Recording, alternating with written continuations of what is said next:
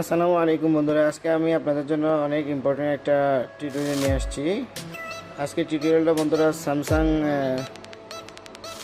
G3618 এটা black LCD, এটা আমরা কিভাবে রিপেয়ার করব সেটা আমি আজকে আপনাদেরকে দেখাবো। বন্ধুরা, আমরা ফার্স্ট এলসিডি চেক করে দেখব। আমরা অবশ্যই এলসিডিটা উপরের পাশে না খুলে, উপরে টাচ না খুলে আমরা একটা এলসিডি দিয়ে দেখলাম এটা এলসিডি ব্ল্যাক ছিল। তারপর আমরা কি করলাম, এটাকে ওপেন করে এটার আমরা ডায়েটগুলো দেখতাম ডিসপ্লে।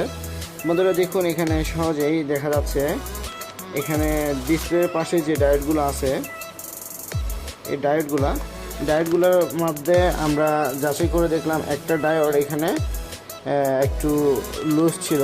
তারপরে আমরা কি করলাম, মিটার দিয়ে চেক করে আমরা ডায়োডটা কি করলাম, তুলে ফেললাম। ডায়োডটা তুলে আমরা এখানে জাম্পারিং করে দিলাম। আমরা ডায়োডটা তুলে জাম্পার করে দেওয়ার পরে আমরা সাকসেসফুল হয়েছি। অবশ্যই এখন আপনাদেরকে আমি দেখাবো।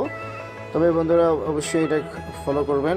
ডায়োডটা অবশ্যই এরকম ব্ল্যাক হলে প্রথমে আপনি ডাউনলোড মোডে আসি কিনা চেক করবেন। ডাউনলোড মোডে যদি মোডটা ডিসপ্লে শো না করে, তারপরে মোডটা খুলে আরেকটা এলসিডি ফার্স্ট চেক করবেন। চেক করার পরে যদি না হয় তাহলে এভাবে পাশে ডায়োডগুলো আপনি একটা একটা করে চেক করবেন। তারপরে আপনি কি করবেন, যদি ডায়োডটা যদি দুর্বল হয়ে থাকে ডায়োডটা রিমুভ করে এরকম জাম্পার করে দিলেই আমাদের এলসিডিতে চলে আসবে। তো আমরা এখন এলসিডিতে চেক করব। আমাদের কোনো কষ্ট ছাড়াই আমরা কাজটা করে ফেললাম। অবশ্যই আমরা কাস্টমার থেকে অনেক ভালো একটা পেমেন্ট পাবো আশা করি ইনশাল্লাহ এই কাজটা করলে। তো আমরা এখন ব্যাটারিটা লাগিয়ে মোবাইলটা ওপেন করব।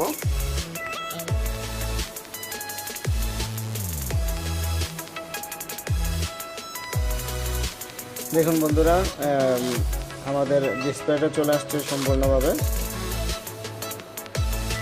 তো বন্ধুরা, এইভাবে আপনারা মোবাইলটা ব্ল্যাক এলসিডির সলিউশনটা এভাবে সমাধান করবেন। তো আজকে ভিডিওটা বন্ধুরা এই পর্যন্ত। যদি ভালো লাগে অবশ্যই লাইক কমেন্ট করতে বলবেন না, এবং অবশ্যই চ্যানেলটা সাবস্ক্রাইব করবেন পরবর্তী ভিডিওর জন্য। সে পর্যন্ত ভালো থাকবেন, সুস্থ থাকবেন। আসসালামু আলাইকুম।